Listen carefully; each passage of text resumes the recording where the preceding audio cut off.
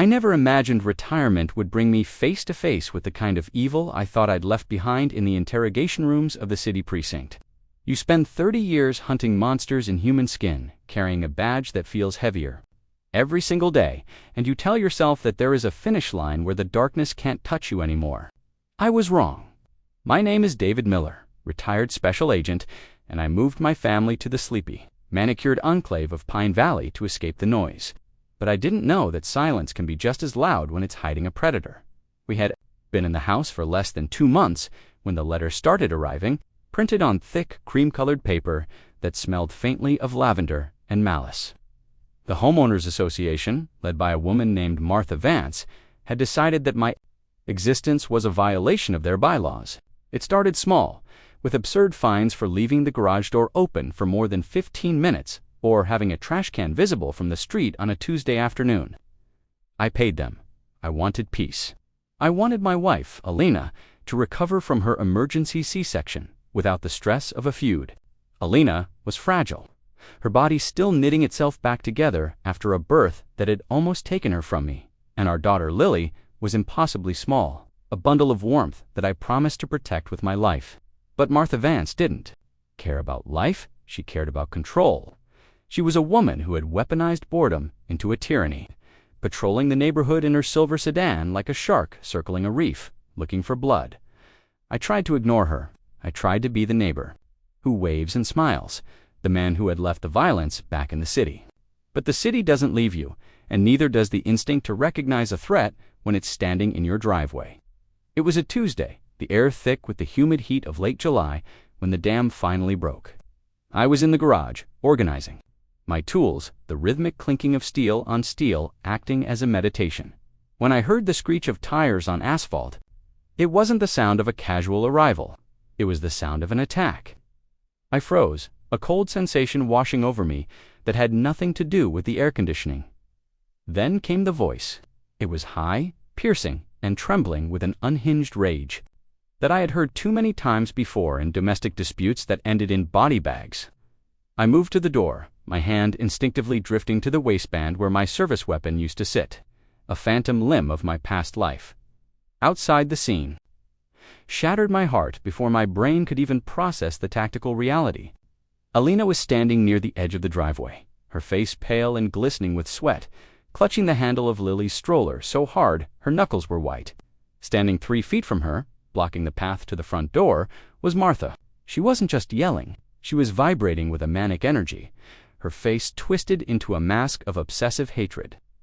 She was screaming about the stroller wheels touching the community grass, a violation of Article 4, Section 2. It was insanity. It was evil. I stepped out of the garage, my boots crunching softly on the concrete, and Martha's head snapped toward me. She didn't see a retired agent with 30 years of high-stakes experience. She saw a man in a t-shirt and oil-stained jeans, just another obstacle to be bulldozed. She didn't know me. She didn't know that I had negotiated with terrorists and stared down cartel enforcers. She just saw a target. I told her to back away, my voice low and steady, the voice I used to talk jumpers off ledges. But Martha was beyond reason. She reached into her oversized purse, her movements jerky and erratic, and my stomach dropped.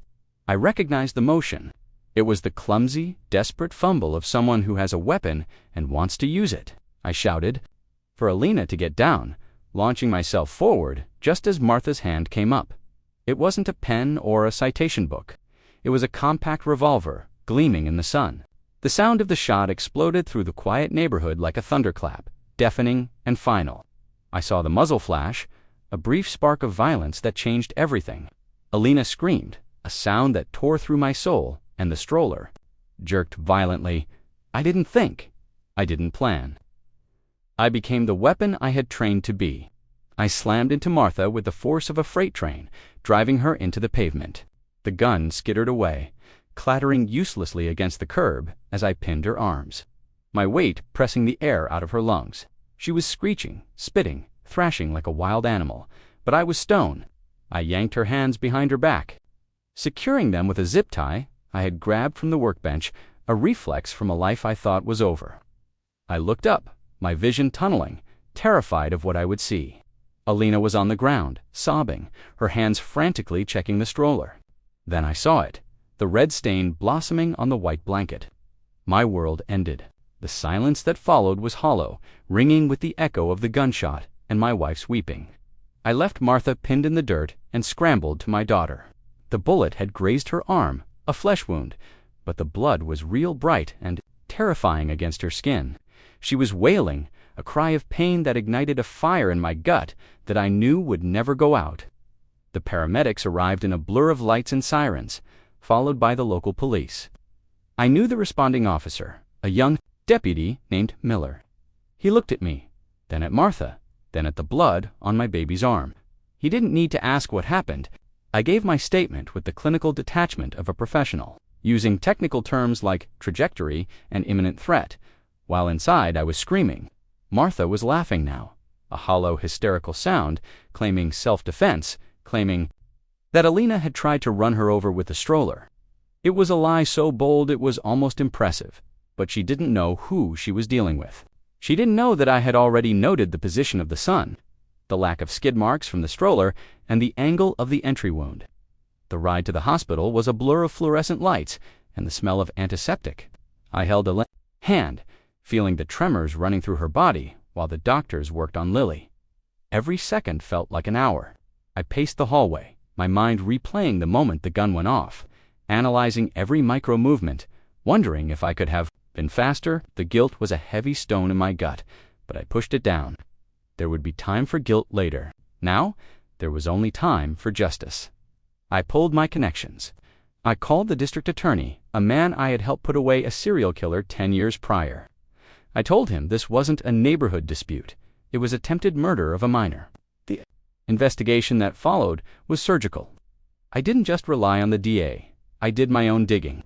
I spent nights combing through public records, finding previous lawsuits filed against the HOA under Martha's leadership.